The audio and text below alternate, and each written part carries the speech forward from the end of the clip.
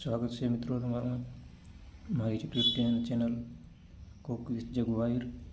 આપણે આજે બનાવવાના છીએ પનીર ભુરજીની રેસીપી.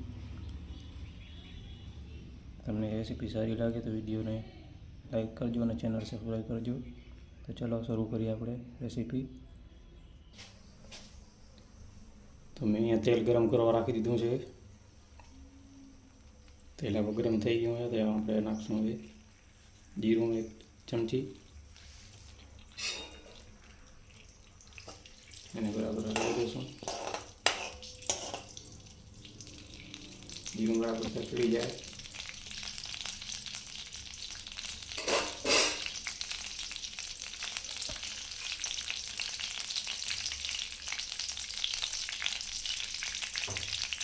ત્યારે આપણે નાખીશું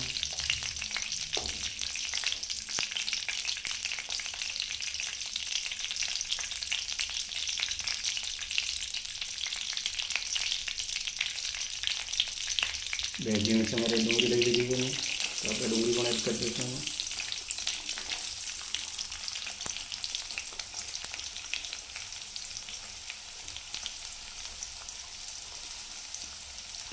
ડુંગળી આપણે લીલા મરચાં લીલામાં લઈ લીધા છે. આપણે આ બે ડુંગળી દઈશું બધું જેવું ડુંગળી અને લીલા મરચાં બે બરાબર મિક્સ કરી હલાવી દઈશું.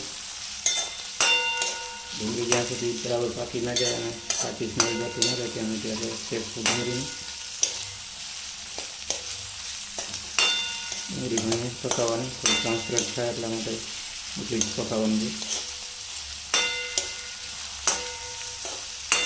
ડુંગળી આપણી બળી જશે, થોડીક ટ્રાન્સપરન્ટ થાય એટલા માટે શેકી દઈશું. પછી વચ્ચે આમ હલાવતો રહીશું જેથી ડુંગળી તળીએ તૂટી ન જાય.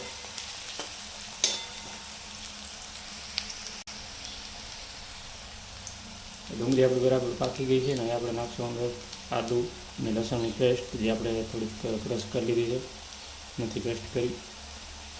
તો એને પણ બરાબર પકાવી દઈશું. આદું અને લસણની જે કાચી સ્મેલ હોય જતી ન રહે ત્યાં પકાવશું આપણે.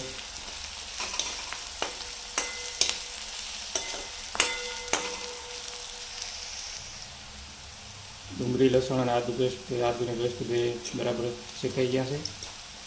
હવે તેલ આપણે રાખશું. ટમાટા એડ કરી દઈશું. જે મેં એક નાનું મીડિયમમાં રેવું દીધું છે એને સમારી લઉં.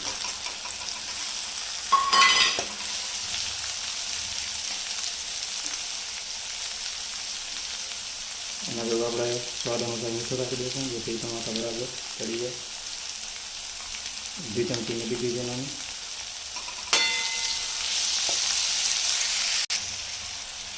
ટમાટા આપણા બરાબર સુકાઈ જાય, નરમ થઈ જાય ત્યાં સુધી આપણે શેકવાના છે. આ રીતે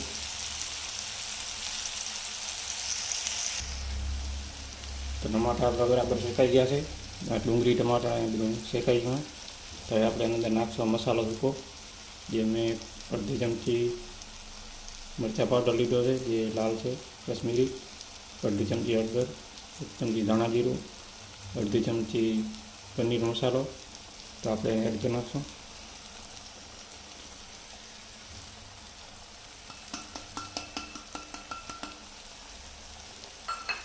બધો મસાલો મિક્સ કરી નાખશું આપણે.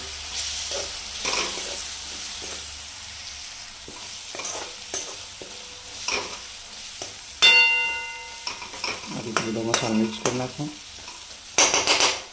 મસાલો મિક્સ થઈ ગયો. મસાલો આપણે ચડે ત્યાં સુધી આપણે એને રહેવા દઈશું. અમને મસાલો બધો શેકાઈ ગયો છે ને તેલ છૂટું પડવા માંડ્યું છે મસાલામાંથી. તો આપણે આ સ્ટેજ ઉપર રાખશું. આપણે થોડુંક દહીં મેં દીધું છે, અડધી વાટકી એ રાખશું અંદર. આધી ગેસ આપણે સ્ટવ થોડીક વાર બંધ કરી નાખશું કે મસાલા દહીં ફાટે નહીં.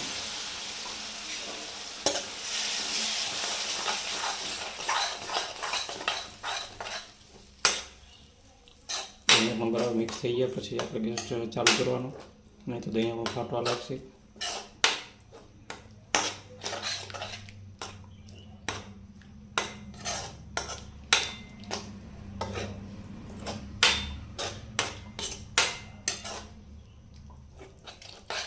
દહીં બરાબર મિક્સ થઈ ગયું છે. હવે આપણે આને થોડીક વાર રહેવા દઈશું. અમને ગેસ ચાલુ કરી નાખું. તો મિત્રો મેં એમાં થોડુંક પાણી નાખી લીધું છે, અડધો ગ્લાસ જેટલું પાણી. અને બધું મેં તેલ છૂટું ન પડે ત્યાં આપણે પકવા દઈશું.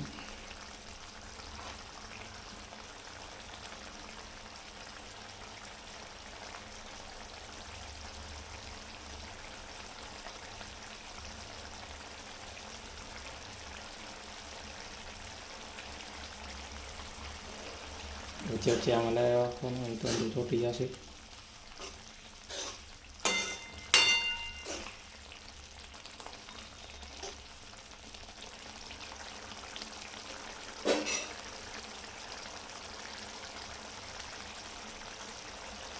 હવે આમાં પનીર એડ કરી દઉં. આમ 200 ગ્રામ પનીર લીધું છે, જે મેં છીણી લીધું છે.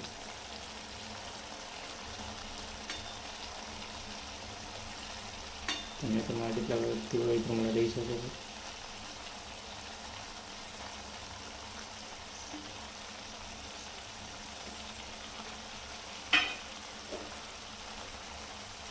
પનીરને બરાબર મિક્સ કરી દઈશું મસાલા ભેગું.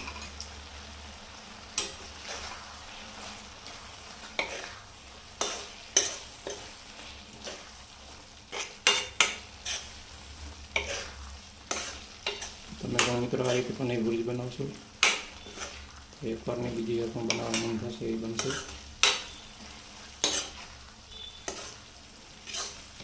આમાં જે થોડુંક પાણી આપણે નાખશું, એથી પનીર બરાબર પાકી જાય.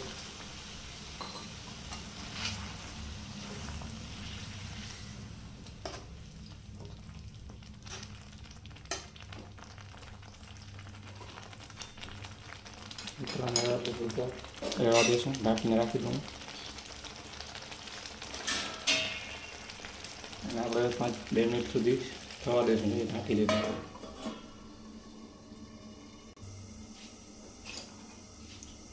મિત્રો આપણે ચેક કરી લઈશું કે કેટલી રહી બાકી બનાવવાનું થઈ ગયું પછી. મિત્રો જે 1 મિનિટ શેકવા દેવું પડશે, જ્યાં સુધી તેલ છૂટું ના પડે ત્યાં સુધી. બીજી ઢાંકી નાખશું થોડું 1 મિનિટ સુધી. મિત્રો મેં ગરમ મસાલો અંદર નાખી દીધો છે, એને બરાબર મિક્સ કરી લઈશું.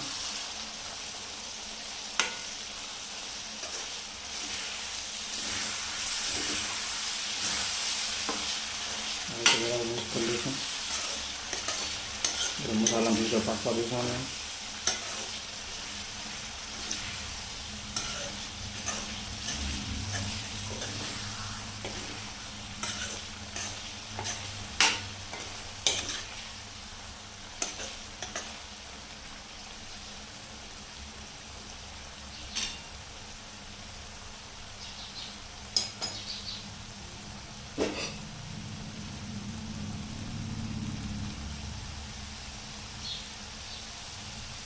મિત્રો ફાઇનલી આપણે રેડી છે પનીર ભુરજી.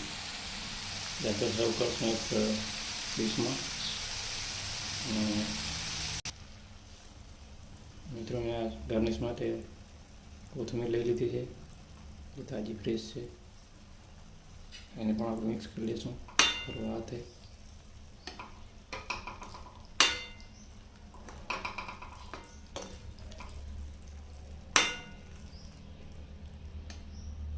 મિત્રો પનીર ભુરજી બની રેડી થઈ ગઈ છે. તો કેવો લાગે તમને આ વિડીયો તે જરૂર જણાવજો. અને વિડીયો સારો લાગ્યો તો ચેનલને સબસ્ક્રાઈબ કરજો અને વિડીયો પૂરો જોજો. તો તમે કમેન્ટ કરજો કે નેક્સ્ટ રેસીપી શેની લઈને આવું.